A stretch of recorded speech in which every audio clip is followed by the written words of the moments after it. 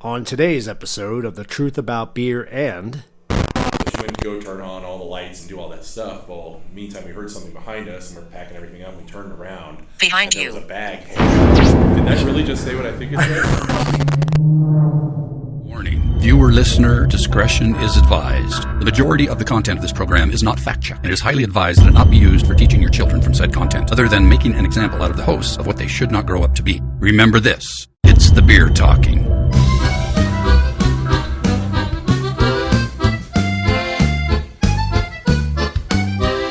Welcome to The Truth About Beer.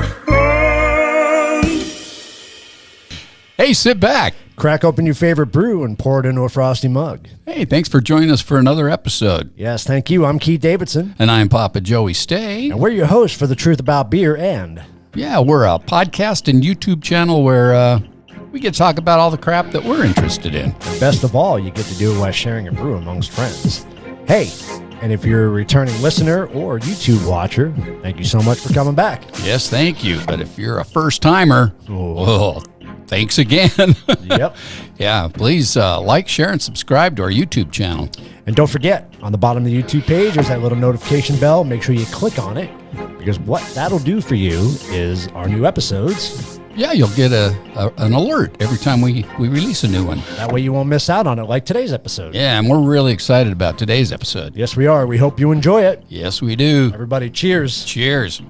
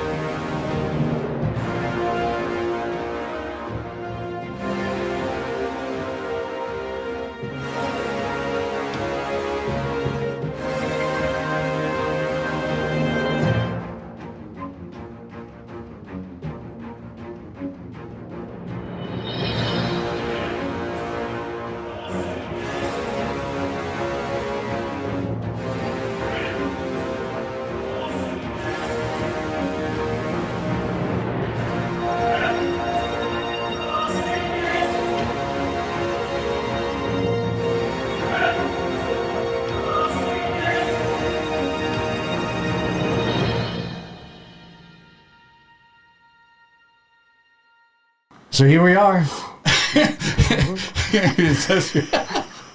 Episode 208. There we go. A New Mexican paranormal adventure. I like that. I like that. Does that work? Yes, that works. And so, gosh, we got lots of people with us today. Yes, we did. And we even have a studio audience. Should have given her the clapper. So, She can go cut. so we have members of AZPIRS, and we have members of our Tucson group, G.H.O.S.T, or G.H.O.S.T. Is that right? Correct. So Ghost Adventure, or Ghost Hunters of Southern Tucson. Yes. There we go. We like the dot, dot, dots. The dot, dot, dots. Well, So- cheers, guys. Yeah. Cheers. Thanks for being the first time we had both groups together on the Yeah, podcast. this That's is really awesome. very cool. Very cool. I think I'll drink. I think you should. Well, if it wasn't for one of the ghosts, we wouldn't have gone out to New Mexico. It was her idea, so it was really great that she got that thing started. And we made a kind of a two-night out of it. We went to a couple great places. We had a fabulous time with a lot of evidence that we collected, places that I think I would definitely like to go back. The Donna Ana County Courthouse and Jail, unfortunately, that's going to be changed in 2 to 3 years. It's going to be a convention center. So anybody that does see this episode and catch some of the evidence and things that we have, you might want to check out that place and contact Old West Paranormal in New Mexico, and they'll be glad to get you guys set up. 2 years, you said? They're getting rid of it? They're going to make it a convention center. Wow. Yeah, in 3 years, it'll be completely done. Right now, I think they started some of the renovate, but the entire jail section's going to be gone. That'll make an interesting convention Which is a center. shame. Huh? So, What kind of conventions will they have there? no one uses the convention It'd be great to have Paranormal Paranormal there. to You know. begin with. Which is unfortunate, but it's a piece of history. We had quite a lot of interaction. Some of the teams definitely had some stuff going on there. It place is absolutely active,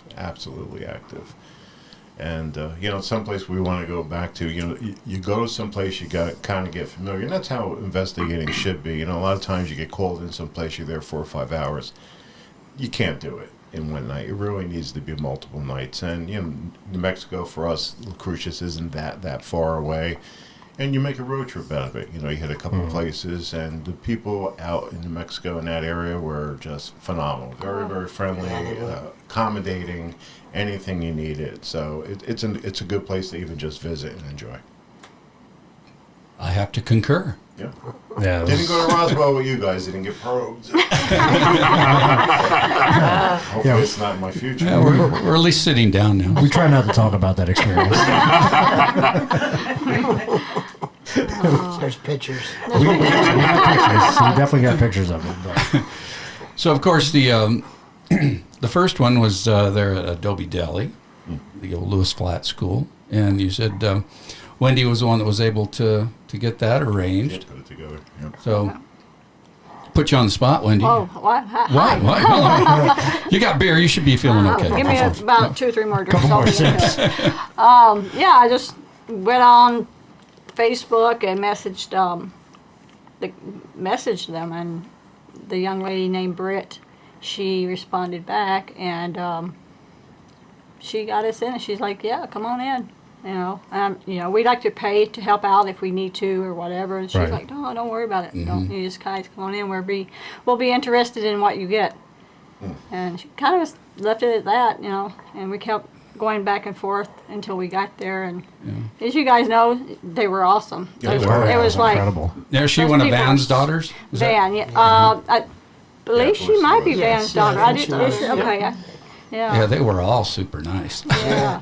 That's what I have to say. From the time we got there, they were extremely inviting. I like how we all just walked in and they were like, "Yeah, go ahead and have a look around. Walk down the hallway, open the doors, go in the rooms." Well, I know the fact that they just gave us the keys when we Yeah, left. exactly. They were just like, "Here you go." Where you lock up when you're done. And that's the best thing. I think honestly, the New Mexico investigations were Both of them. They were awesome. That was like the biggest thing I was impressed with, was that they were just inviting to the paranormal group. Right. Us that were just like, "Come on in and have at it. Find what you can and let us know what you find."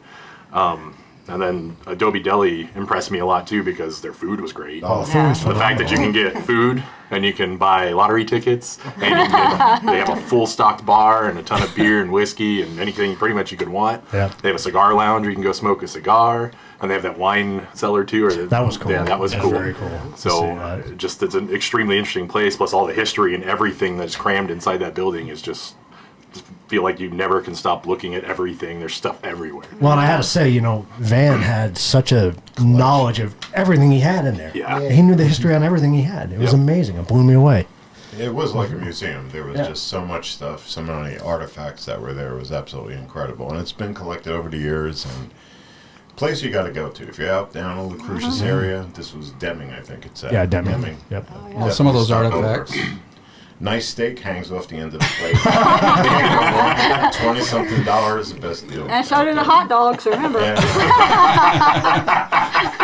That's for Karen. Karen will never live that down. Oh, let's relive that moment. That's funny. It cracked me up when they brought that steak out and Rebecca's son had ordered that. It was like, it was twice the size of his head.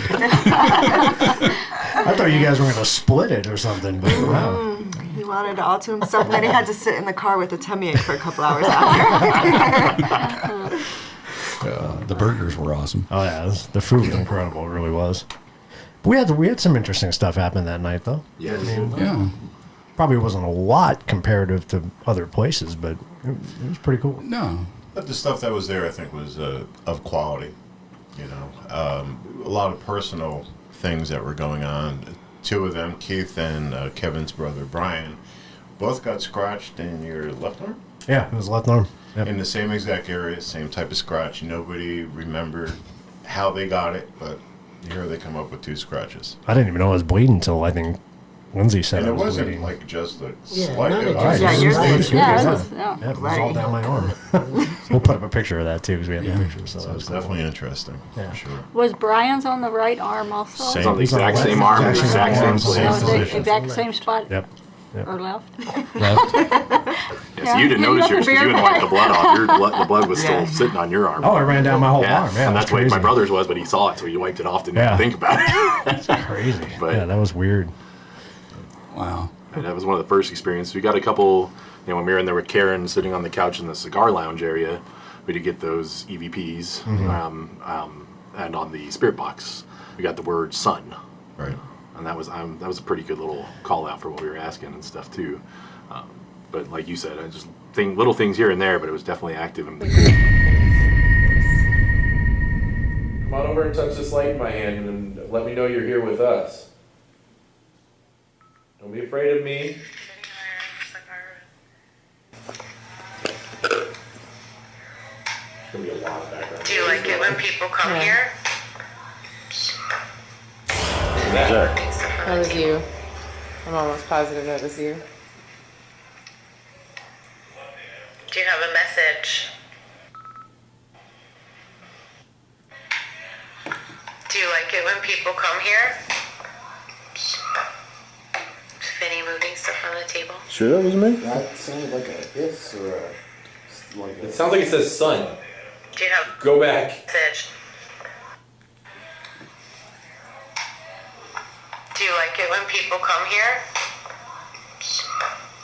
Finny moving It's- stuff on the table. I don't know if it's sun or it's not. What is or it? Definitely not me. Do you have a message? because that's what it says.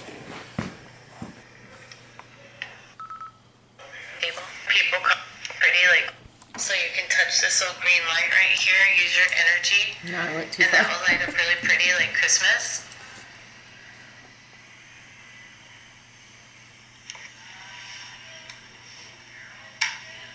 Do you like it when people come here? It sounds like a different language. It's either sun or it sounds like Tucson almost. Something like it sounds like 2 syllables. Do you have a message? I don't know. That's not Vinny. No, at first I thought it was. A lot of stuff didn't come on camera, but when you're sitting there, we were in the cigar lounge, whatever you want to call it, and there's all these windows and there's bookcases in front of it stuffed with all these books. But you can see the windows, and you're sitting there and you see something moving outside. And did you see that? Yeah, I did. But it didn't translate on camera. There was a lot of that type of Right. activity going on. So, again, a lot of personal things that were happening to us all around us, noises, and it was definitely an interesting experience for sure. Yeah, it was also, was it the blinds or something? The beads. The The beads in beads front of the thing. door that Yeah. were kind of moving that we really couldn't capture. But yeah. Well, you captured some things before we even started, didn't you? Well, the first thing that I caught is I went in once I found where the other bar was because I was really curious of where the picture of the 3 Indians, were. So I went in there and turned on my what was the ghost tube thing that I had, which is kind of an obvious It's bit. an app. And an app, yeah. But I went and sat back in that corner. It just seemed that corner was a really active spot for picking up things. And the first thing that came through was burned, and then I got fire. And so the first thing that pops into my mind is that Ghost Adventures episode that I saw of that place, that there was the one patron that had left a little bit drunk and kind of parked his car over some a grassy area, well, it was dry grass or whatever, Right. and it caught fire, and he burned up in his car, you know. So, and I believe he was the person that they had the memorial for there. They brought in a shaman and all that to conduct his funeral type stuff there. And then they went and buried or spread his ashes out somewhere. But yeah, it took place there. So yeah, I thought that was really interesting to get get those words. You know.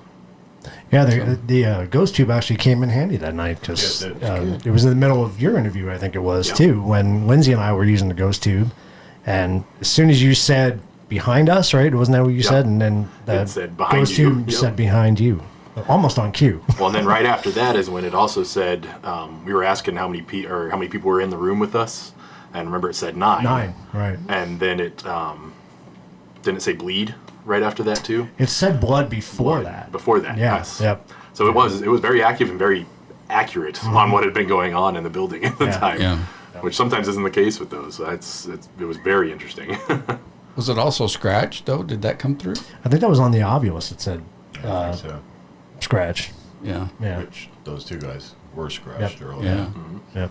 Kind of interesting. So that was interesting. And then I know in the cigar room, I had my mil meter going, and I believe Minnie had his, and there was the moose head. I mean, we did determine that there was an electric panel right behind her, or at least some sockets or whatever. But what was really interesting is the higher EMF was towards the front of its head, by the mouth, not the wall. Right. Yeah, as we went back towards the wall, the levels dropped. But that was 21 milligauss, which is a very, very high reading, to do that. And, the millimeter is pretty sensitive. It kind of doesn't really do a lot of false positives, so there was definitely something there. But, again, in the wall there obviously was an electrical, and it's an older building for, I don't know how many years old it is, so there was probably a lot of electrical EM bleed that we were picking up on. But, again, it was odd that towards the wall we have nothing really, maybe 9 milligauss. Then when we come out to the face by the mouth, here we're hitting 19, 21 milligauss. And a lot of artifacts, a lot of different things do hold energy. So, you have no idea. I'm sure, when that thing died, it didn't die a pleasant death. It was probably via a hunter or some other situation. Right. So that energy might have been captured, at that time of passing. Mm-hmm. We don't know. Well, and wasn't that the moose head that was taken out of the house where the murder occurred? Was that the same moose head or no? Yeah, it was. It was. Yeah. I know there was quite a few of those animals were taken out of the murder house. Okay, that's what I thought. Yeah. All right. Yeah. A lot of charged stuff. And then I know back in that corner where the beads were happening, as we were packing up, Lindsay went in with the SLS camera and caught the figure on the SLS. Well, that's where I was sitting for a little while. When we were all in that room. I went and sat over there, and it was a whole different feeling in that corner. Yeah. You could tell it was cold. Yeah, that's when the beads started moving. I was going to say, tell the shadows back there back because you were seeing shadows Yep. back there. And that's where that urn was too, because there was an urn on that. That's right. That's right. And the woman who owned the beads was the same woman who was in the urn. Oh, I didn't know that. Yep. Really? That's interesting. Yep. She owned the brothel. I didn't know you caught burned because didn't part of the building burn down? Or it did. The school. Yeah, when it was the school. Right. The Lewis Flat School. Yeah. Yep. That's interesting. That's a good point. Yeah, I didn't even think about that. Yeah, I didn't either. So actually, that kind of brings double meaning to the words that I got, doesn't it? Yep.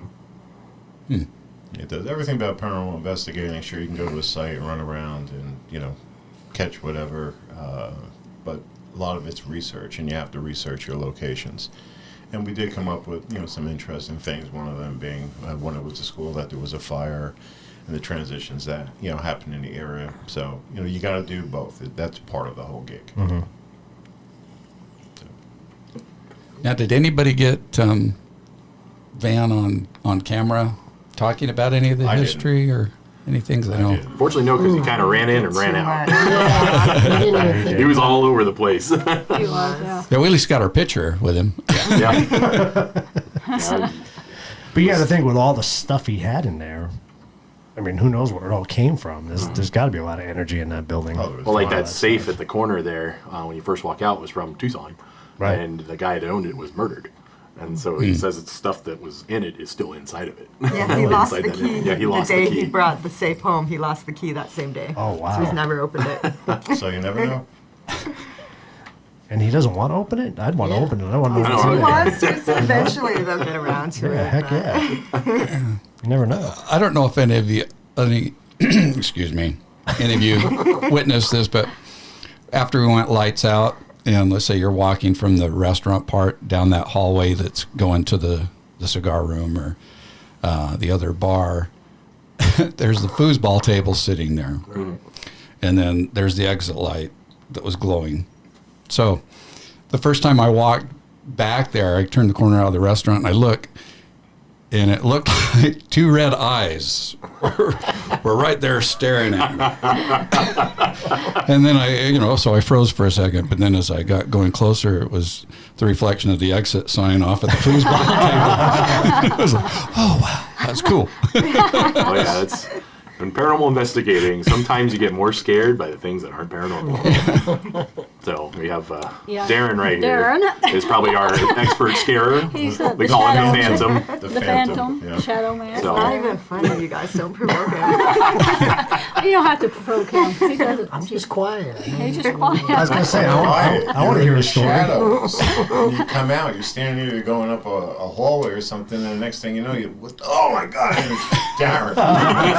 So he's called Jeez, Darren. dude. Is it Darren the Shadow Man? Yeah. So, Darren the Shadow Man. He is the shadow. Darren Shadow McKee. The Phantom. That was funny that you put that on that.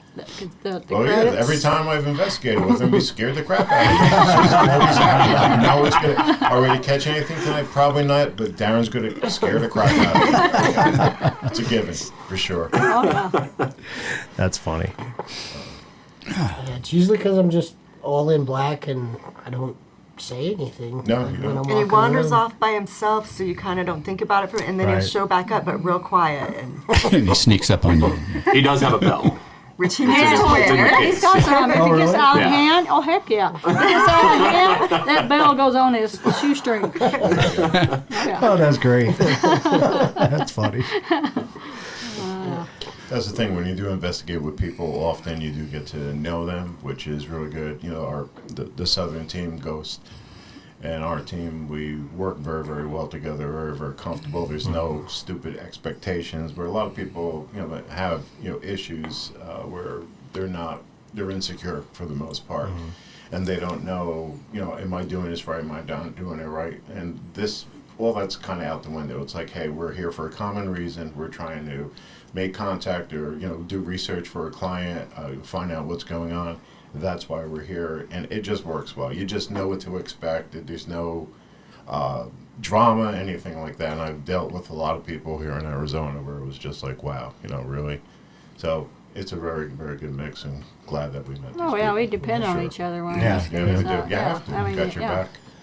Yeah. Yeah, I think Joey and I can attest to that from day because we had no experience doing this shit until we met you guys, and then it's obvious when you see you setting up and everything you do. It's just We real professional. absolutely look forward to any time we get to be with you. So this is really cool to have you here to do this with us. Vice versa. So- We're happy to be here. We like you guys a lot.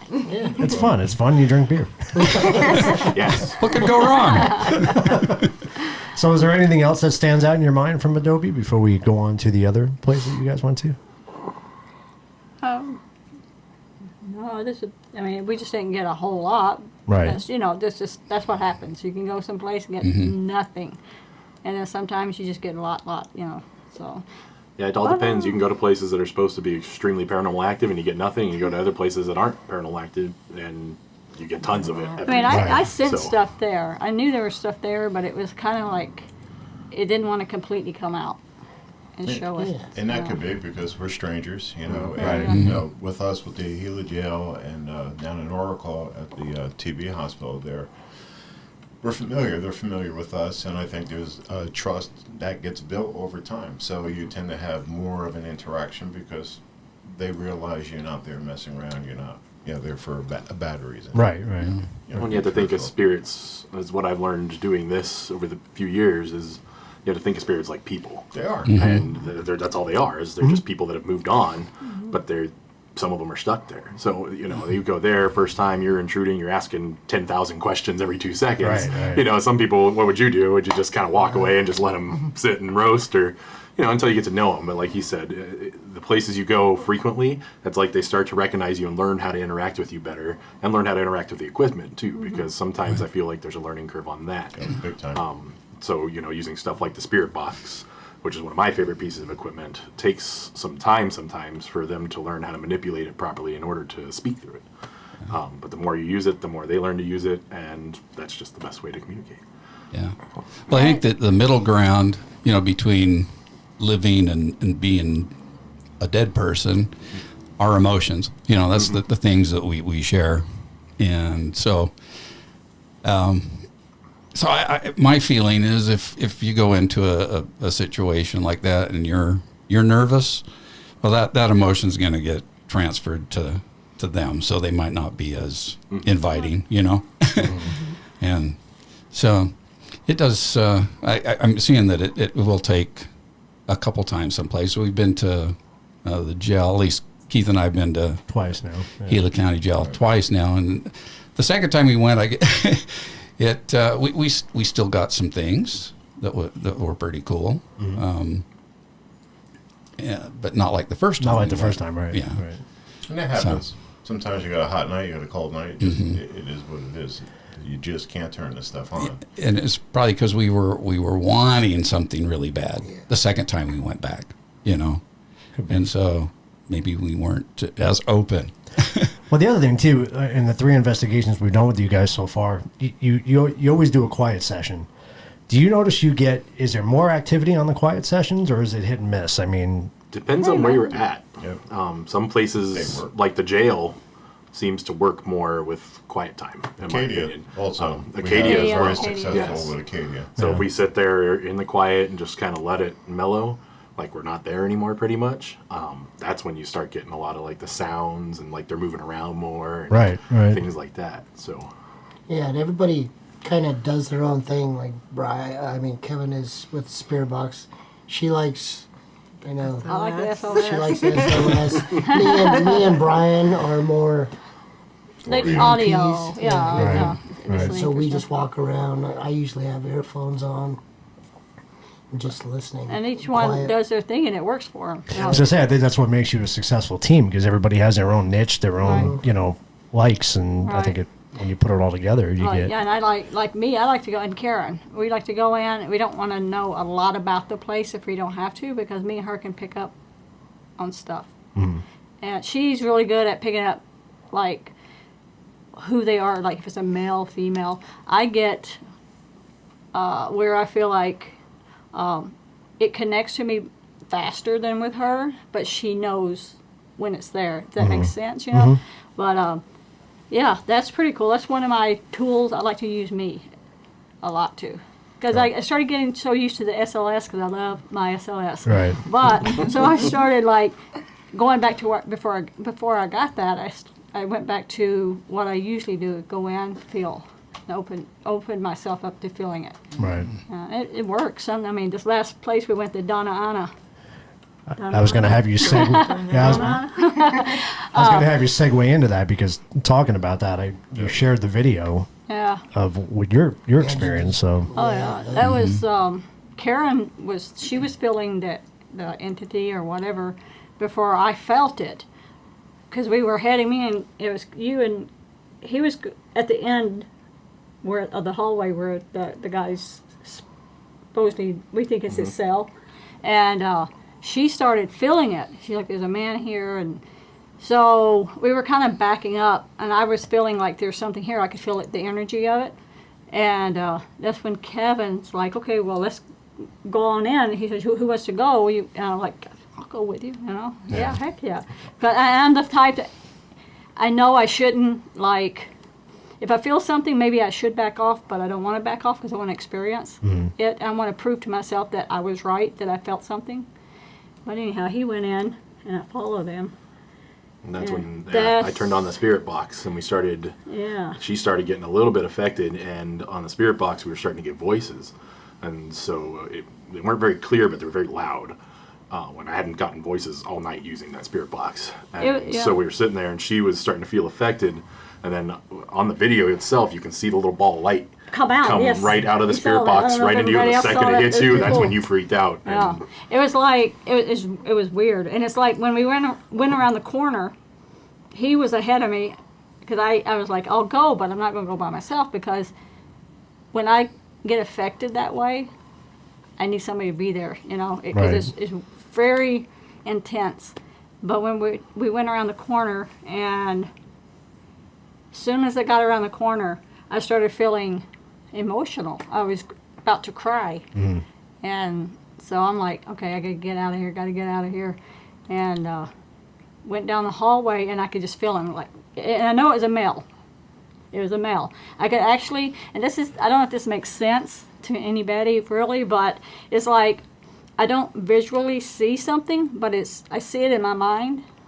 You see, do you kind of understand that? And Pam can vouch for that. yeah, and you know, and it's this what happens is, and then when that happened afterwards, I was so dizzy. It was like I was drunk. And about the beer. And I couldn't, like, it was like the room was spinning, and it was crazy. It was really intense, and luckily all my everybody was right there with me, because that was probably one of the most intense interaction with something like that I've ever had. And I could tell by watching the video, yeah.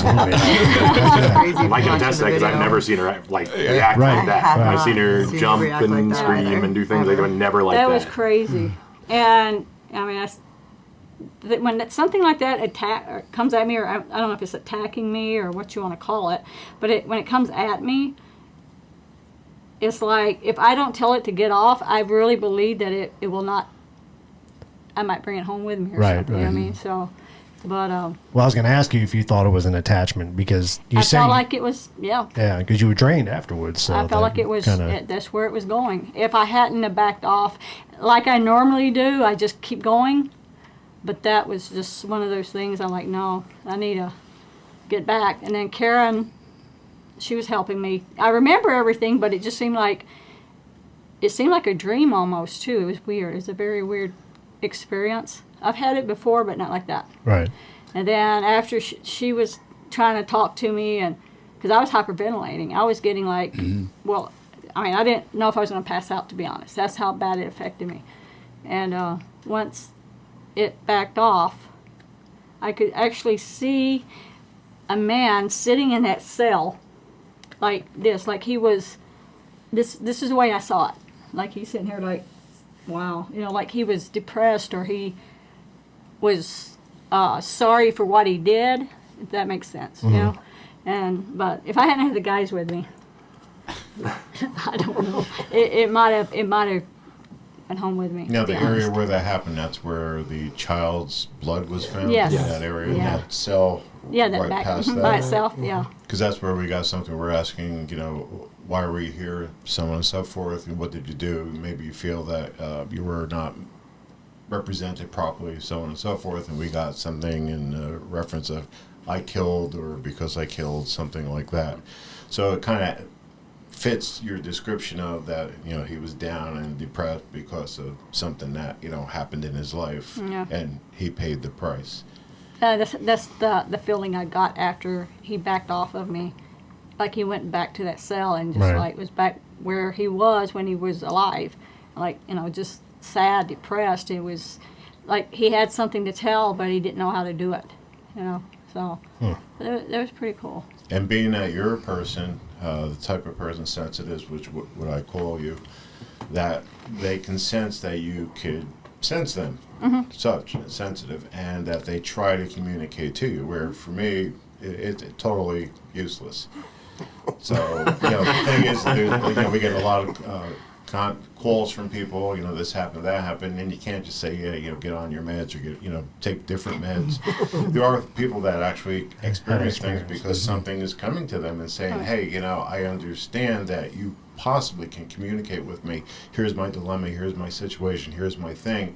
And they do everything they can to the part where they're, you know, on you so much because Oh, they're yeah. desperate. They want to communicate. It felt like a trash bag was just like over me. Like wow. that's how it felt. Well, so to touch on that, that's kind of that whole they were people one time, and you got to think if you couldn't contact or talk to anybody for the longest time, and somebody comes in that can tell you're there and can feel you and do that. It's the same thing with a spirit box. If you start getting a lot of responses and they know, oh hey, I can hear my voice on here, they Right. can hear me. That's when all of a sudden sometimes it gets overwhelmed. Yeah, It just kind yeah. of goes. And I've had my spirit box drained of power. I've had it shut off. I've had it turned on in my pocket. Stuff like that. So, and the Doña Ana was, I mean, there's tons of different spirits in the Doña Ana. You can tell that from when you went there. And it's 3 stories. It's got the jail on the bottom. And the jail's just a giant maze. I mean, it gets so confusing to walk around in there until you really get a feel of what you're doing and where you're going. You can get turned around and be walking up the cells and be lost. In It looked an like it instant. from the video too. Yeah. And then the second floor was the old courthouse. We didn't have too much go on there. And then the third floor used to also be the state prison, where they had it separated out for women and men, and it's all been cleared out. When we were up there, I did hear an audible voice call from the other side of the room and said hello. Like it sounded like either a little kid or a female, like kind of like a hello from across the thing when we were in there. Checked my stuff. I didn't catch it, unfortunately, on any of my things, but a lot of it, that's how it kind of goes in these places. Yes, it does. When we were walking around doing our initial tour, that's when we had, I think, almost some of the most evidence Yeah, there. like they were used to the guides that Right. were with us, and they would mess with them all the time. But we were hearing one thing after another on Oh, yeah, the tour that disembodied they voices. gave us. Oh, just We were So all night, everything played with us. You know, there's a noise, you head that way, now something else is going somewhere else. They were actually toying with us the entire time. I guess trying to figure us out because we were with people that they knew, and then we were left alone and like, all right, what are these guys doing here? So again, it's a place that we want to go back. We didn't spend much time in the courthouse area. We really concentrated on the jail, but you know, the next time we go out, it's, you know, before this thing gets knocked down, we've got to get both. And even, you know, this we stayed together. We stayed as one large team. But you know, next time out, we should break through the jail and one team hit the courthouse and then flip and see what goes on. Keith, we have to be there. And Yes. you guys should come in. It's a phenomenal place. It's You huge. guys should come to this one. It is huge. So Remember when we the first time, I think it was after the episode, we decided, well, we'll take a break. We walked out of the jail. When we were taking a break, there's a door that leads into the jail, locking door.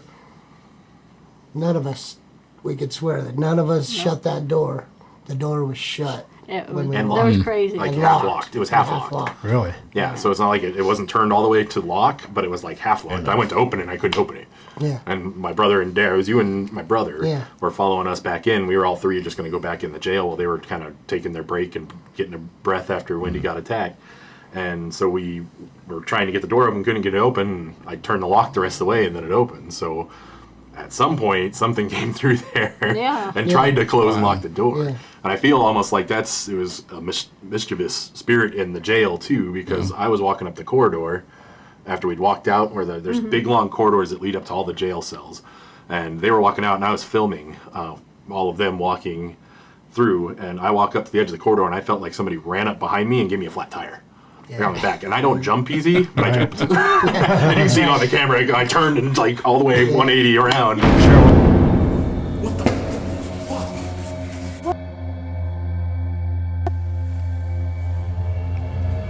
Jesus Christ, man. What happened? Like somebody walked right up on me, like stepped on my heel. Sure it wasn't Darren messing with you? No, he was on my camera. Actually, that's kind of why I was using the camera to keep track of him. So, but I don't jump easy, but it felt like it just ran all the way up the hallway right behind me, and I could hear it. And then it just felt like something stepped on the back of my ankle. It was really weird. That's crazy. So, what's a little history about the place? I mean, obviously it was a jail and a prison, but what, like the worst of the worst there? What type of? It was kind of a people went mix. there? It was a mix. It has a longer history. Mainly, the original courthouse was moved to that one when it was built. But the Doña Ana County itself is where Billy the Kid was tried and hung. You go through that whole area, and that's got a long history with it. That jail itself, you guys remember the year that it was built? No. 1938 or 37, in the 30s. Yeah, early into late 30s, and it ended, I think, in 69. Yeah. Wasn't there a riot or something? And Right, that's how it ends. Yeah, right when it was ending, there was a riot, so they just moved everybody to the new jail. Yeah. Like, as the riots happened, they were supposed to move later, but they were just like, nope, you're going to riot, we're just going to take you all right now to the new jail. And that's when it closed. And they did use it as a drug storage for the big drug raids they had. And they cut out, you can see where they cut out a bunch of cells and stored all the stuff they took. Oh, wow. And kept it in there for a while for the federal. We have video footage of that investigation, but a lot of it is the front part is the historical aspect of what was going on. And we were, again, with our guys who were very, very helpful for us. But it's a great thing, to take a look at that and, get to know the place. There's a lot of interesting things that went on in this place. The Old West, I mean, this is what it was about, and that place is definitely intense. There is negativity. I saw shadows, which I hardly pick up on anything like that. That was very visual. I mean, that's the best word I can say. It wasn't something that you caught out of the corner of your eyes, like you physically saw it. Yeah. Fortunately, it's too far away from the camera to be able to pick that up. But it's a place that does not disappoint, and we absolutely have to go back. And again, we go back; it's a little more familiar with us. Right. So hopefully, we'll have different interactions. Even the Shadow Man that they called, I think that was the guy that Jumped you. Jumped me. I guess you could say that. I try not to say that because I don't disrespect the spirits and say, "Oh, you jumped me" or whatever. But jump. I didn't feel like he was evil or bad. I felt like he. Just desperate? Desperate. We can use that. That'd be a word to use. Desperate to talk to somebody to listen to him. But he came at me so strong it was just overpowering. So I couldn't just stop, and then start recording or whatever, getting any kind of evidence because it was just too much. And these guys, they saw what happened. So it was kind of the same way with them. They were trying to help me and not really thinking of what they could be capturing at that moment. Right. And they probably could have caught some stuff, but... Well, I know way back when we did episode 3, we kind of joked about it a little bit, but stuff like that, what happened to you, doesn't happen very often, right? I mean, it's very rare something like that happens. This is like a colossal cave, remember? Mm-hmm. That it happened there. And Globe at that... which was it? Globe? There was another building we investigated. Is that the school? No, it was in the school. It was another building. Oh my gosh. Tom's building. Again, too much beer. But anyhow, so this is like the third time I think I really got the colossal cave thing we did, the investigation. That was pretty intense too. But this one was. That one was like attacking me, and I felt like it was not a good thing. This one, with the shadow guy or whoever he was, didn't realize how forceful he was coming at me, I guess. Maybe this is the first time he's ever done that with someone. I don't know.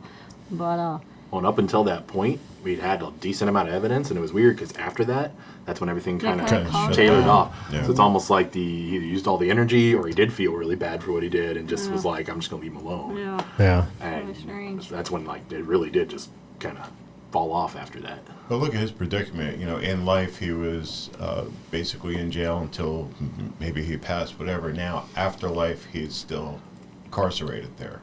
So that's heavy. That's an awful lot. So finding someone that he can reach to, which was in this case Wendy, Karen, she sensed it. She moved away. I guess she kind of expected, what may have happened. But that's the thing. It was an avenue for them to express themselves. Yeah, and I respect. When I get that feeling, I respect the spirit, but I'm like, I'll go towards it. I don't go. I'm not saying that about Karen at all, because she's been through some things that she just she doesn't want to have to go through again. Right. But I'm the type. If something's going to happen, I'm right in the middle of it because I want to. I want to know about it. I want to feel it. I want to have my own proof saying, yeah, it happened. So that's why I kept going. I shouldn't have, probably, but I don't regret it. But it was a little scary. Well, luckily, there's nothing lingering from it, so we're fortunate in that way. Yeah. Sure. But when the guys were telling it to back off, I heard Kevin and Brian, his brother, like, leave the girls alone, and Yeah, we heard that on the video too. so, but yeah, they're with it. This is why I love these guys. We're always there with each other. We're not going to leave one behind and don't know what's going to happen. You know what I mean? So that's not what you said about Darren last week. Yeah, what did you say about Darren last week? We had that on video, by the way. Yeah, but that was a cool place. I don't know. Yeah, I'd never felt like that before. I went to, usually I can, at the end of the night, I can go retrieve my equipment and walk through a place, no problems. I went to go get my camera at the end of the night, and I was just like, I got like from here to the wall away from it, and I was just like anxious. I was like, nope. I had to go back and it was the same area with where we, same spot. Yeah. So. And that's not him. No, not him at all. Yeah. And Vicky said that area right there, which I think was the women's area, that was the most active place in the jail. Most of the things have happened in that area. So we were right in the epicenter. Yeah. And you can tell, that's one of those places you can tell too, like my brother and I aren't very sensitive to a lot of things, like, we're not on the sensitive side, more like Vinny, just get in there and So, but even in there, having my back turned to any of the areas where nobody was at, exactly. you can kind of feel it. Yeah. It's kind of like, you feel like somebody's standing right there breathing on your neck. That's how I That's kind of how the whole area feels, just that spot. And everywhere else in the jail's fine. It's what I would consider a normal walkthrough as a paranormal area. Right. But that place was so strong with energy that you could just tell there was something in there. Then the funny thing, the meters, EM meters, nothing. We had nothing at all. Yeah. Not even a little hit. Even our other equipment, the REM devices that we used, there was absolutely nothing. But there was energy there for sure. A lot of you people did experience it. And again, a lot of personal things that happened. All these different noises. And it was toying with us. It definitely was. I had a good time. I guess All of a sudden, just touched the side of my freaking head. That was the device a little difficult to use. Which way should I go? To my straight Something touched my shoulder. To my right or to my left? Are you there? Something touched my freaking shoulder. Yeah. Did it say to the left? Did you hear that? It touched me on the left shoulder, whatever. You want me to go to my left? Well, something touched me on the left shoulder. Just now. Something just touched me on my left shoulder right before it said left. That's the same voice. Are you over here? Okay. No, I just asked. If you go left, it said left. You got the same voice right here when you were talking. Over there. Let's go in there. Come on. Let's go. You want to walk Where in do you there? want me to go? Let's walk in there. Can I go forward? Something. Yeah, that was weird. Well, come on. Right here? There's something like moving now in this area. Wait, turn your light back. The bear just has a steady light, right? Yeah, just steady. Ooh. What? I don't know. I'm getting anxious too now. I can feel that anxiousness. All right. What? It's like I'm Here, getting. film over here. You're okay. I just feel anxious right now. Oh yeah. Are you making Wendy feel anxious? Oh, I'm crying. Why are you doing that? I can't. Hold on. No. Oh, yeah. Still here.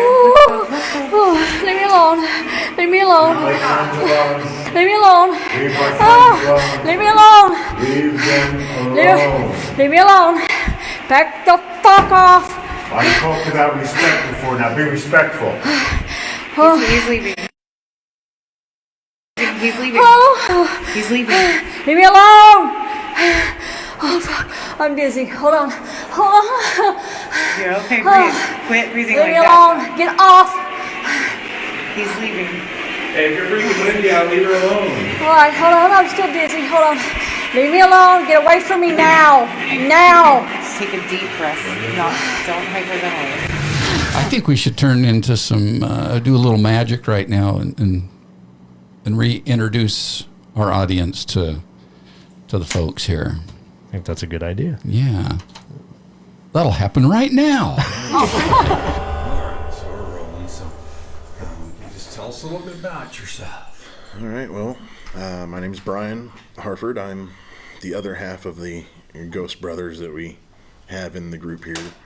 My brother Kevin and I kind of started getting into paranormal stuff probably about five years ago or so. Started going down to Tombstone and some of the areas around Tucson, Bisbee, stuff like that to go just, check it out. Was interested in it and seen some of the stuff on TV shows, things like that. Kind of always been interested in it, but it just became something we were able to do at that time. And really what kind of sold me on things was going down to Tombstone and going to the Birdcage Theater. My brother probably told you this story. About the bag? Yeah, about the doctor's bag down there. Yeah. That was a pretty cool place, man. We were down there, and I've never seen anything like that. That's the one thing I've seen that I still can't figure out how to explain that one. We tried to think of anything we could to explain that with that bag moving and just stopping when you tell it to and ask if it can move again, and it just started right up. And that was with lights on and everything. And we'd been hearing the sound the whole night during lights out where we couldn't figure out what that tapping noise was, and then we heard it again with lights on and look up, and there's the bag moving. Nothing else on that pipe that was on was moving, nothing. So that one we couldn't explain. Bizarre. Yeah, so that was a place that the Birdcage is really what sold me on it and really got me more interested in some of the other places. So my brother and I kind of started just making it a habit to go to these towns and check out some of these places. And luckily he, ended up working with Wendy's daughter, and so we got together with Wendy and Darren, and they had already known Scott and some of the other people, Vinny, all these guys. So kind of just got into the group with all them, and have just been hanging out for the last couple of years, hitting up places. So it's just become a little bit of a hobby for all of us, and wish we had more time to do it, but with everybody working, it's always harder. So it'd be great if something we could do all the time, but yeah. So that's pretty much where I come from in this field with my brother. He's the more outgoing and social one, and I kind of am more of the skeptic. Yeah, my brother's always referred to as the adorable one. But we're two different types of investigators, really. My brother, he's more outgoing and more vocal. I like to just rely mostly on EVPs and K2. I don't like to get into too much of the technology as much, but he likes to get into the technology part of it. So we kind of look at it from two different sides. I think it kind of works pretty well together for us. So complete each other. Yeah, we kind of balance it out, and so it works out. He's my younger brother by 9 years, so he's still having a lot of fun with all that. I kind of try to be a little more practical about things. I try to think it through a little bit more sometimes, so I think we balance each other out pretty well. Awesome. But, yeah. Well, we're happy to have an opportunity to work with you tonight. Oh yeah, us too. It's always good to have new people coming in and checking things out. The more people we can get involved, you never know. Everybody's got a chance to see something or find something, so it's got to be out there. I think you just got to get the time in to look for it, and you got to be patient with it, and that's stuff will right come. there. Yeah, if you don't have patience, this isn't going to be for you. It's definitely a lot of patience. So, but yeah, I'm glad we could be working with you guys too. It's always nice, like I said, to get the community together like that and start, making new relationships and helping move the field on. So. Awesome. Well, thank you for taking the time. Yeah, no problem. We'll be seeing you around. Yeah, we'll see you around some more too, I'm sure. So, good luck and good hunting. Tell us a little bit about yourself. Well, my name's Kevin Harford. I'm from Tucson, Arizona. We kind of got into the paranormal, just my brother and I, just kind of messing around. I used to not really believe in it too much, and I had an experience while I was out fishing with my grandpa. I stayed at a hotel that we absolutely did not want to stay in, and we ended up sleeping in the truck. After that, I kind of got interested in it and started following around. We teamed up with Wendy and Darren and kind of joined up with all this other great group of people, and now we're going as many places as we can, and I love everything we do. So then how long you been with them? So we've been doing this for about 3 years now, 2.5 years, somewhere around there. And we've been investigating on our own for probably about 4 or 5 years. So what do you say has been your most definitive experience? Or have you had something that's... Was there a lot of blood? We've had a lot. I'd have to say some of my most memorable, one of the most memorable and one of the first real big experiences we had was at the Birdcage Theater. We were actually sitting there wrapping up our investigation. We used to know one of the ladies that worked there. So she went to go turn on all the lights and do all that stuff. Well, meantime, we heard something behind us, and we're packing everything up. We turned around, and there was a bag. Did that really just say what I think it said? Fucking shit, oh my god. Did you wait? Okay, so we just caught that in the middle of this investigation. It said blood 2 seconds before It that. said blood, and then I it said behind us, and it said behind you. Oh my god. Okay, well, here we go. And that's what happens. That's kind of part of this whole thing. That was very interesting. But to continue that story, we turned around and there was a bag hanging from a pole. And so it started shaking, like violently, and nothing else on the pole was shaking at all. And we watched the whole thing go. So I said, hey, if that's you, can you stop that bag? And, you know, if something were to stop or slow down, it kind of slows. It just stopped. And it was one of the coolest things my brother and I have ever seen. It was just, it blew our minds. So that was, to me, that was one of the most memorables we've had. We've caught a lot of really strong Class A EVPs.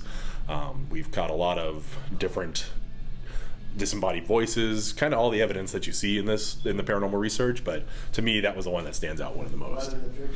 Cool. Well, we're looking forward to working with you tonight. Definitely. Yes, hopefully it will be. We'll get some good stuff. Definitely. Well, thanks. Yes, no, thank you. And all the places you guys have been to, would you say that's probably one of the most active you've been? Or For me, yeah. Yeah. Yeah. I'd say it has the potential, for sure. Yeah. Like we were talking about, I think it needs to get used to us because, like we were saying, walking around at the beginning with the owners, my first thing I heard, we were upstairs and I heard footsteps, sound like a guy my size walking on the tile all the way across the building. And I heard him, and I turned around and looked, because she was explaining, we were in the judge's room, and she was explaining the window and how people had seen a guy standing in the window. And the second she started talking about it, I heard those footsteps up that hallway. And I'm looking over there to see if somebody else that was working had come up, or somebody else, one of their friends, or somebody in their building. Nobody was there. And then walking up into the hallway, you guys heard that voice. And then down in the jail, we were walking, and I thought it sounded like somebody kind of made like a you or a woo, like that kind of sound. And I thought it was you, because like stepped on something or brushed against something. That's why I asked you, and it wasn't you, it wasn't any of us. That was picked up on the video, wasn't it? I don't know, was it? Oh, there was, I'm sure it was. We've got, Yeah. I mean, there's lots of that going on, so it definitely has the potential, but I feel like it's one of those that once it recognizes us, it might get kind of crazy in there. Well, Vicky from Old West, she had some footage. It was up in the courthouse. I think it was the second floor. But there was some room, and they had a ball on the floor, and there was a child that supposedly they've been sensing up there and interacting, and this ball literally moved. There wasn't any type of breeze. It was an internal room, and they have footage of this. There was footage of a shadow person right in the hallway where Wendy had her situation. And I'll call it the you know, situation. there's video footage of actually things going on there, and did it present itself to us as such? No, but the thing is, there are other teams that have been in there that things have happened. So, again, if we go back, they're familiar with us, I think the intensity is going to flare. I think it's going to go really well. Yeah. And we have more history on the place now. Mm-hmm. That helps. We'll have to do a live feed. Yeah, if we're able to do that. On your Ghost Facebook page, you do have a feed from that live feed. Yeah, I do that when the phone works and doesn't. When you have a signal. And the spirits don't mess with me. Yeah. So, speaking of Wendy, we need to hear about your UFO encounter. Oh. You guys are supposed to forget about that. I wasn't forgetting about it. We're supposed to forget about it. Well, it's not like the most amazing story you'll ever hear, but I was like probably 9 or 10. We lived in Little Rock, Arkansas, and it was where we lived was way out, like in the wooded areas, and actually we had a trailer. Don't judge me. We had a trailer. And it was like a really bad storm, and tornado warnings out. And so we lived on this property that belonged to my uncle and my aunt. So they had a shelter type thing at their house, so we had to cross over all the way across, probably like, I don't know how many feet. I'm not good at that stuff, but it was a ways. So we had to walk over. We went into the area, the dungeon. Oh my God!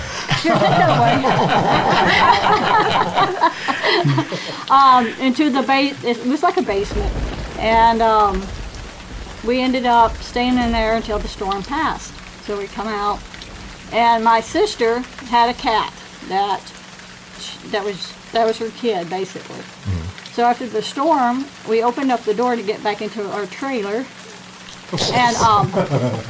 and so anyhow, so the cat runs out. So she's out in these wooded areas looking for her cat. So it was me and my other two sisters, and we were like freaking out because we're like, you know, you need to come back in. It's still stormy, and you know the tornado warning lifted, and but so we're walking to go to the door, and something just bright lit up, and I'm telling you the truth. Sometimes you don't believe me, but I'm telling you the truth. It was your typical, and I'm not. I wish there was some way you can even talk to my sisters about this, but it was the typical UFO. It had the lights going like that, flashing around, different colors, and it just was hovering over the top of the trees. And it was pretty darn close because you could see clearly the lights just flashing. And so at that point, I'm freaking out because I freaked out at everything when I was that age. Everything scared me. So we're like, oh my God, and my two sisters are like, oh my God, what is that? You know, we're freaking out, and we just went in. We ran in, leaving the other sister out looking for her silly cat that she just had to get. And so we ran in, locked the doors, and you know, came back out later because she finally shows up like 10 minutes later with her cat, and we go out and it's gone. But that was my experience with a UFO. I mean, that was like literally that close to where I could see details. Yeah. Wow. It was, you know, and we had weird things happen there. I mean, we saw, like, that's probably why I totally believe in the paranormal and all that, because of all the experiences in that area. I mean, we've seen floating lights and shadows walking around the trailer and knocking on the back door, and you open it and there's no one there. The front door being yanked open, you know, there's no wind, there's no storm. So just weird stuff like that. But you know, that's Arkansas, so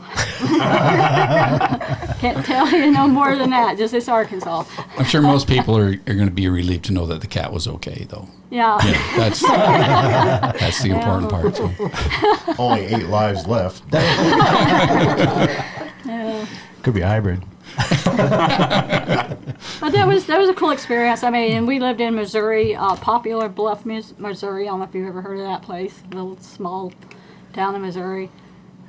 We'd see sightings in the sky. You'd see red lights or flashing lights just flying by. I mean, the South has a lot of crazy stuff. Yeah. Rednecks and Rednecks and UFOs. Yeah, so it was. There's a lot of stuff like that I've seen, but that was probably the.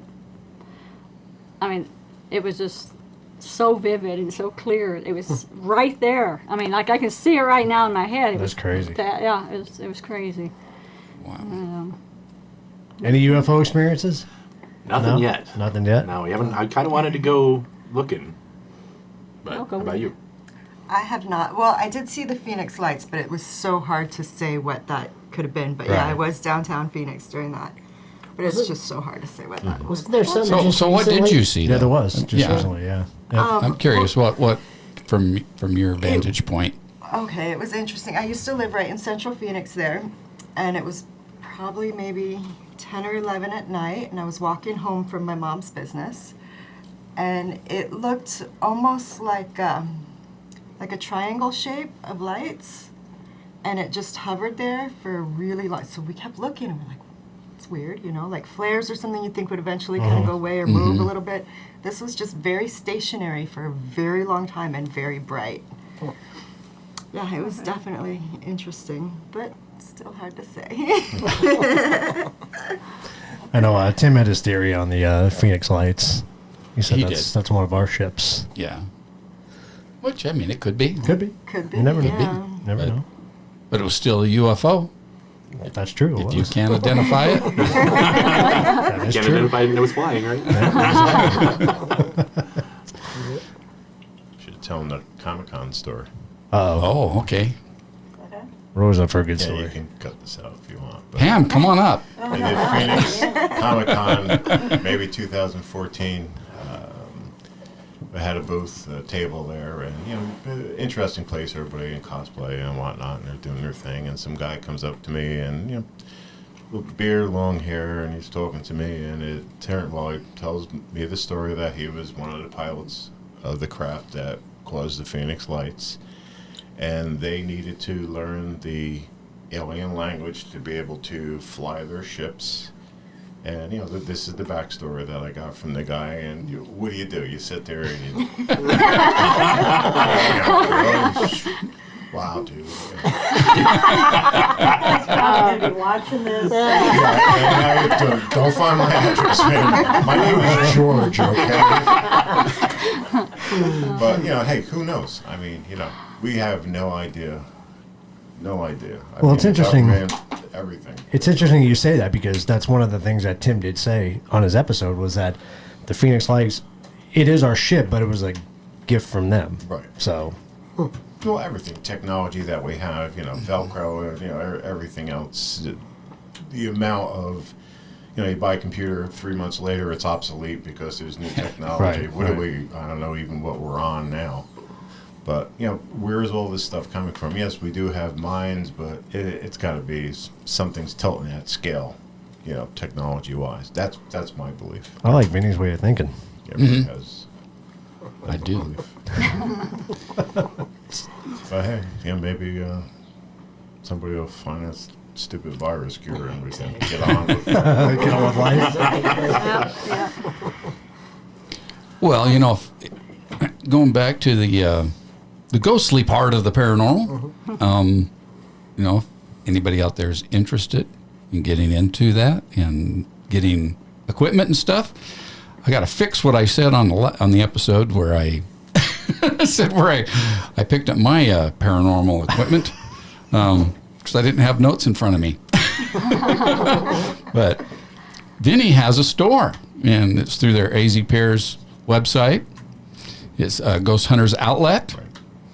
And I think that's probably the easiest way to get to that store, isn't it? To go through your AZPIRS. Go to the main site, Google Ghost Hunters Outlet, Google us, Arizona Paranormal Investigation and Research Society, or AZPIRS.com, and there's links on there. And we try to we are under contract to sell things at certain prices. Just nothing we can do, but we can let you pay no shipping. So we do whatever we can to try to help people get gear that they need and save them whatever money. Whatever little bit that we do make helps us to continue our research, to go on investigations, pay for the gas and the hotel rooms and the dinners and everything, the batteries, the $20 batteries, everything that we use. Just offsets that expense to help us continue to find the answers to the questions that we are looking for.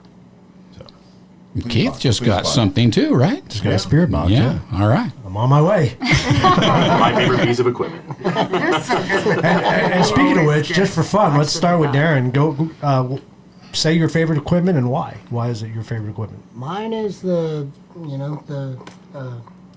digital recorder. EVPs. That's what I find the most fascinating. To me. And he can run off by himself and scare people. Exactly. Come back later and scare you. And we've caught some really good stuff, some really stuff that you can't explain. Yeah. First, it might have been the first time one of the first time Kevin and Brian were with us. we were in that cold room. At Acadia. And At Acadia. Kevin just said, well, do you have anything else to say to us before we leave? We were talking to a little girl. Do you have anything else to say to us? And she says, no. Yeah. This is clear as day. Wow. Acadia's had some of the clearest EVPs we've caught, because that's where we also caught, you guys were setting up, that one where it's just that guy that sounds like nobody else in our group. Right. It was just you, Wendy, and Scott. Yeah. And you were waiting for Brian and I to get there. Right. And you hear Scott say Brian's on his way, and then right after that it sounds like a guy says, I'm not praying, and then laughs like, hoo. And it's a whole voice that don't recognize, and it's so clear when you run it through an audio program. It's got full vocal tone with echo. Yeah. So that's cool. And things that are said are consistent with what's going on at the time that it's said. So it's not just a random thing that was caught. So yeah, Acadia is another interesting place, I'd definitely say. And another place that we're familiar with, that we've gone down, numerous times. And one of the things that I personally feel is you need to respect wherever you're going. And there are a lot of teams or other, companies, etc., tour companies, whatever, that go in there. We have no idea what they actually do. And it's like someone coming to your house. You need to be respectful. Don't put your feet up on the furniture. Don't stand on the couch. That's not allowed. You shouldn't be doing that. That's not considerate. We don't know what these people do in these locations. So a lot of times, it might be a fragile entity there that now is back office because of different things that happen. We're going to the Gila jail tonight, and one of the things I do want to do is basically apologize. We've been going up there for 2 years now doing tours to help raise money for the jail. But there are other companies that go in there, and a lot of them are just for profit. They really couldn't, I'm sure they do care, but they're not. Their main purpose is to raise money, to make money. Yeah. So I don't know if that's something that has an impact on whatever's there. So we just want to go up and kind of apologize and, hey, we're back. It's just us. Let's break some bread type of thing. Let's get it on. So hopefully we have a good night, and we're going to do some recording tonight. We're also going to do some, I'm going to do some historic information on the jail, so we can have that for people to understand, which again is a big part of this. Research is part of the paranormal. Wendy, we know you like the SLS. Yes, my baby. Yes, that's my favorite equipment to use, but I really like using myself. Like, that when I get those episodes of overwhelming feeling or dizziness or whatever, it's like the best feeling ever. If that, I know a lot of people are like, you're crazy. You want something like that to make you feel that way, but no, it's really cool. Once you experience it, it's scary, and you have to step away. But once you experience, you're like. It's like a drug to me now, and it sucks, kind of, because I may bring something home with me one day, and I don't want to, but, yeah, that's what I like. I like using me. But I think, too, unlike a piece of equipment, yourself is kind of harder to debunk than a piece of equipment would be. So, it's what you're feeling for real, so. Yeah. And a lot of people do not like to deal with sensitives. Oh, they're just saying that. Really? And your meter is going up because of why? Because of the sunspots? Because of the 5,000 satellites up there beaming down? Why is your piece of equipment going off? But that's not real? Right. It's very real. It's very real. I can't act, so there's no acting. I don't know about that. Well, I'm surprised Darren didn't say that you were his favorite piece of equipment. If he said that, I'd probably have to slap him. We could have caught some action on this. But Joey does have a beep thing. So. I'm surprised he hasn't had to use it yet. I know. That's more of the other one, I think it was. So Rebecca, what's your favorite? Oh, I guess that's kind of tough for me. I don't necessarily have a favorite. Basically, anything I get new is my favorite for basically the next couple of investigations. I like that. I'm going to have to steal that from you. Do you gravitate towards something, though? Like when you look at an investigation? Really. Every time I walk into a place, tonight I didn't bring everything, I just brought a couple things. But usually I'll bring everything I have, and when I go in there, pick something. So what's your newest favorite then? Well, I'm kind of back to an old favorite, really. I got the SLS, like maybe 6 months ago or so. Oh, longer than that. Longer than that? Yeah, loved it for the first little while. Not so much loving it now. Mostly just because it's big and awkward and heavy. Yeah. And so what I'm really liking lately is just the camera and the audio recorder. I like them a lot. And I do like the twisty flashlights. Fun to play with. Yeah. So what's your favorite piece of My favorite's the spirit box, hands down. You wouldn't know that, right? Like, because I carry it around with me everywhere. You know that. Out of all the ones I've used, I get some of the, I think, the most interesting evidence on the spirit box. When you can establish that you're communicating with a spirit, the best part about it is that you can start playing games or doing other things with the spirit that you're not just sitting there grilling them with questions, which sometimes you are on the spirit box. But like my favorite thing to do is sing with little kids. If I think there's a little kid there, I'll sit there and we'll sing a song. So I'll say, hey, I'm going to sing Mary Had a Little Lamb, and I'll sing it, and I want them to finish the song for me. And 3 different occasions now, we've gotten it to finish the song for me. Are you serious? Different locations. Yeah, different locations too. One of the funniest ones I think was at Globe. We were in that other newer building, the old dentist office. And we were up top, and they were still kind of walking around investigating, and I started doing it. And it said it, and you could hear Scott, one of our investigators in the other room, go, "Did that just answer you again?" That was the room with the Disney stuff on the walls. Yeah. Wow, that's very cool. So, and they've had it happen at Acadia and other places like that. And we've gotten names, Frank and Robert at Acadia, and we've found out through doing the research. And it's always with these places, it's always ongoing research. Frank was a name I was getting a bunch of times on my recorder, we got it on a voice recorder and my spirit box. And I was wondering who it was, and you can look around and they have old death certificates and things on the walls, and you're trying to find the history on the walls and look through the museum to see if you can find. I couldn't find a Frank. Well, they added stuff to the doctor's room about maybe 3 times ago when we had been there. And one of the death certificates on the wall is a Francis Frank, who was one of the first people to die of tuberculosis at the clinic. And I was like, well, there's that connection. And then Robert, we've got an EVP on Brian's phone that says, I'm Robert, really clear. And then we've gotten Robert a couple times on my spirit box. We just recently found out that he was a little kid that lived on the property later that was actually playing with a gun outside and shot himself and killed himself. Wow. And he's buried at the graveyard just up the road. Which happens to be like 300 yards from Acadia, which we never even knew that graveyard existed. Interesting. The spirit box gives you some of the most interesting evidence, in my opinion. So it was a good purchase on my part then. Yes. It takes all getting used to, and the hard part about it is if you're somewhere like here in Phoenix, you're going to get a ton of radio interference. You've got to kind of train yourself to hear the difference between the radio interference and voices. And in those situations, try not to ask like number questions, because on the radio you're getting it's 104.1, it's 10:30 at night, it's 4:15. You're going to get numbers all the time. So if you have a lot of interference, you got to kind of tune your questions differently. Gotcha. Colossal cave, when you're in the bottom of a cave and you have 0 interference, it's fantastic, because when you get something on there, you're getting something. Right. Yeah. It just takes some getting used to, and it's a really fun tool. If I were going to go old school, I think the K2 meter is my second favorite. Because the K2 you can sit and you can use when they learn. It's one of the easiest, I think, for spirits to interact with, and you can do things like ask. Like I like to ask, let's spell your name, and then go through the alphabet, and they light up when they hit the name or the letter of their name, and that's worked for me a couple times.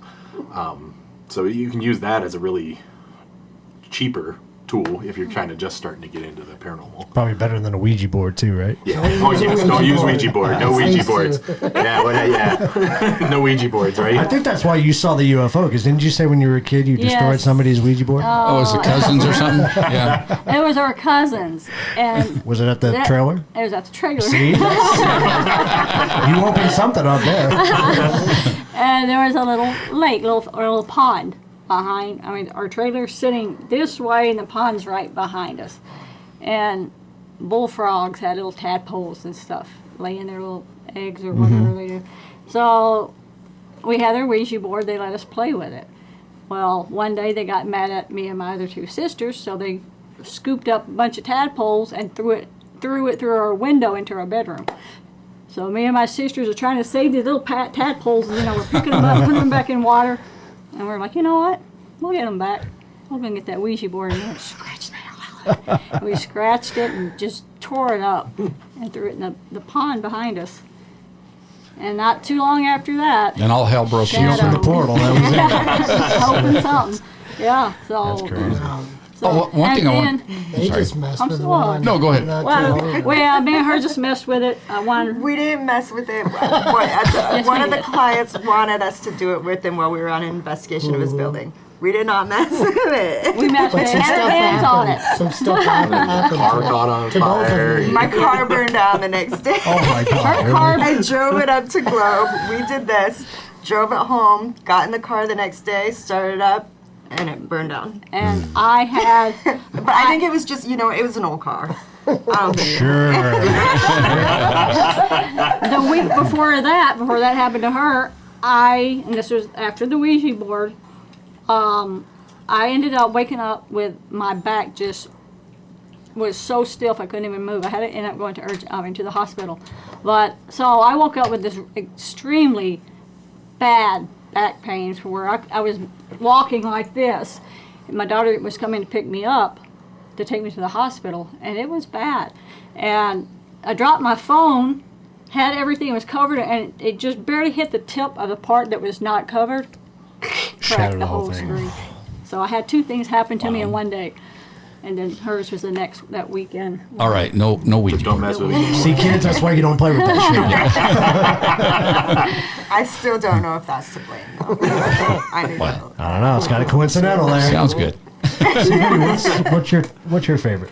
Old school stuff, hanging bells, flour, baby powder on the floor. It's just, there's no way that the environment's going to mess with that. Right. I mean, if it's windy out, if there's air conditioning or heating fans, okay, possibly. But if it's a still day, you're inside internally, there's no open windows, nothing, and you got bells in the doorway, and you're in another room, and all of a sudden those bells ring. Wasn't a rat or anything that got to it because it's hanging 5 feet off the floor, 4 feet off the floor. So, like the old school stuff, that mixed in with the new. And it's, just taking this alone, can't say that it's paranormal nor that or that, but when there's a bunch of different things that are going on, it could possibly give you the idea that, maybe there is something paranormal happening here. Have you used bells recently? I used a lot when we were down in Ajo at the Phelps Dodge. We used bells down there. We had them going. I mean, it's just tons of rooms, Right. So we set up a bunch of bells, and we're in a different part of the hospital, and all of a sudden the bells are ringing. And there were bats flying around, but I'm pretty sure that they're not going to go run into a bell. Right. Because of their ability. Their sonar or their sonar, whatever their radar or whatever it is. Their bat senses. Their bat dog. We have. They're kind of hard to deploy in people's houses because most of it's wooden molding, so we have to do like tacks or something, and a lot of people rather not do that. But a lot of locations we go to, like the Gila Jail, that's a lot of metal, so we do have magnets that we use for those. And that works well for us, for sure. My wife, Pam, she likes using her rods. Dowsing rods, that's what I was going to say. Remember that. And pretty some cool. places, like at the jail, it's kind of useless because there's so much copper and iron and everything around that, it's going to skew those. But, that is something. We were doing a Orpheum Theater. We were helping them one of the Halloween times doing tours with them. And we had different teams in different areas doing different things. And Pam had...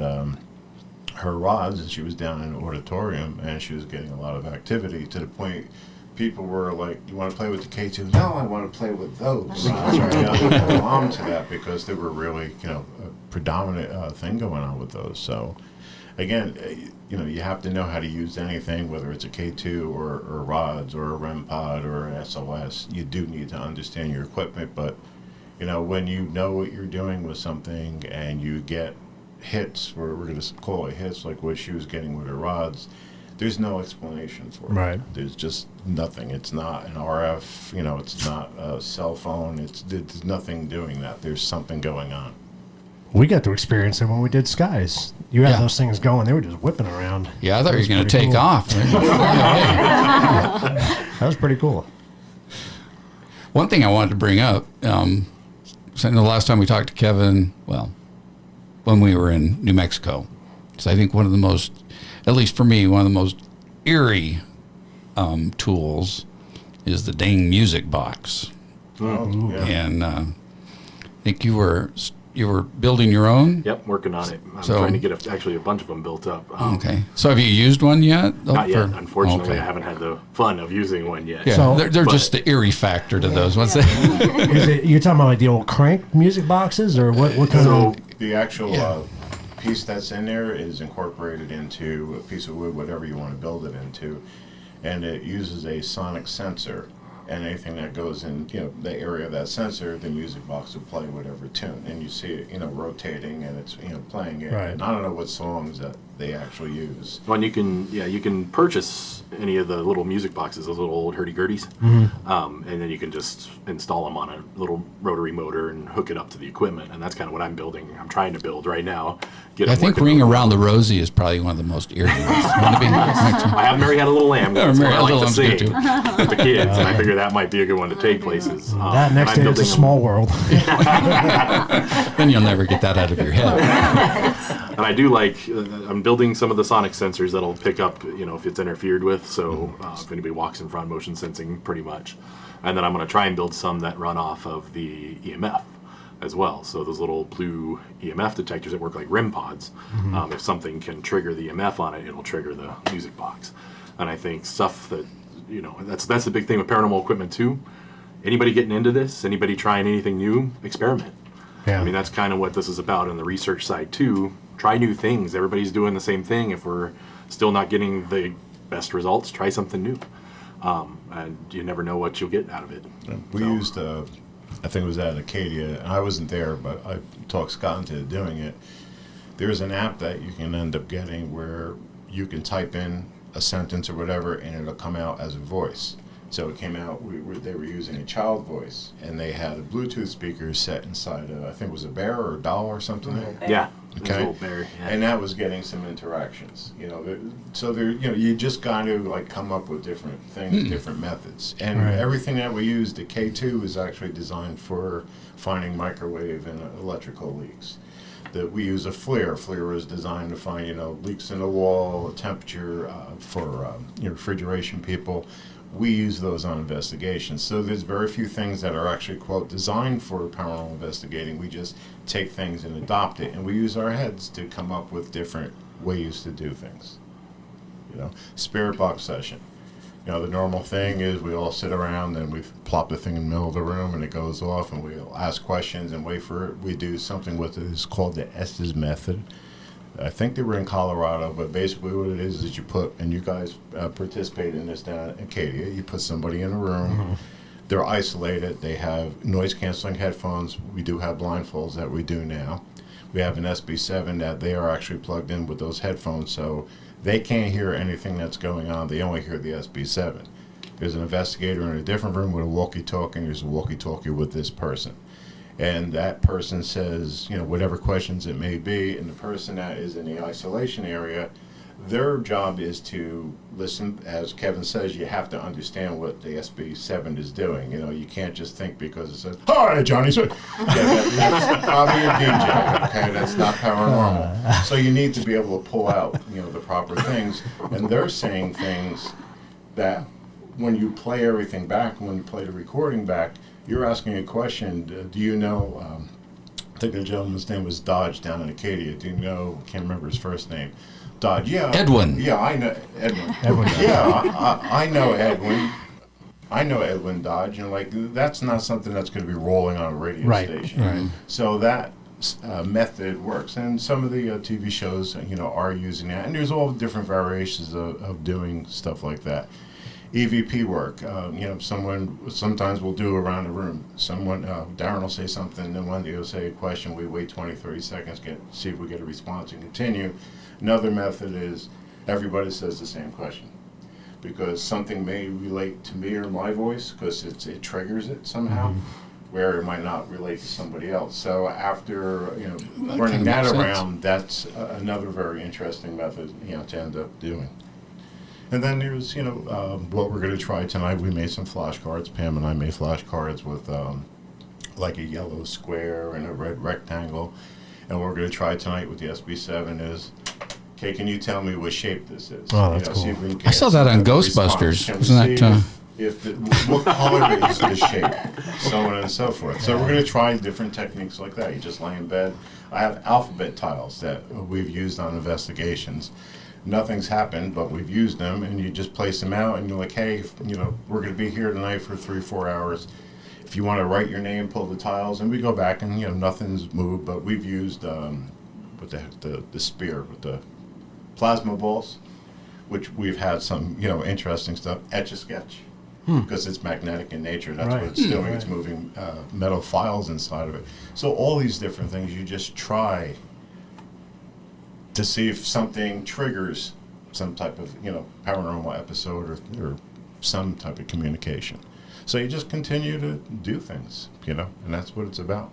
That's what makes it fun. Yeah. For me, anyhow.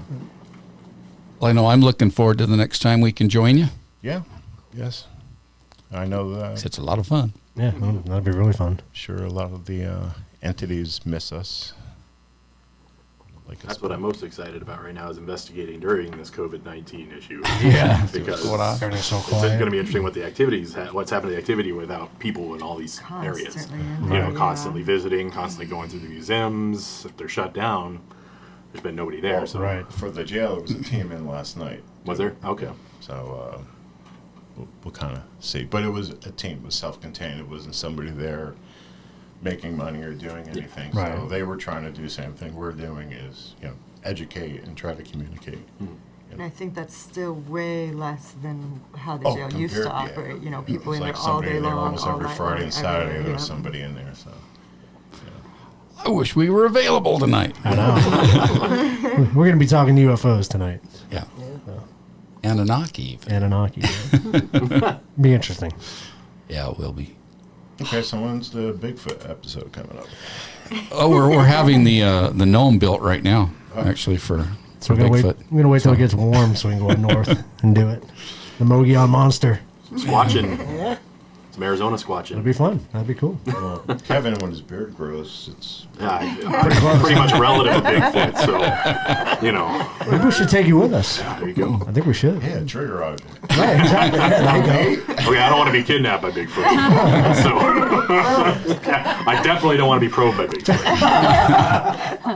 Bring some Jack Link's jerky with us and we're good to go. Messing with Sasquatch. Messing with Sasquatch.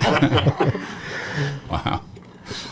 Well, I definitely want to thank all of you for joining us today. Thank you, guys. It's a lot of fun. Like I said, it's always a pleasure to be with you, and this is cool. I'm glad we were able to join you there in New Mexico and talk about it today. Yeah, for sure.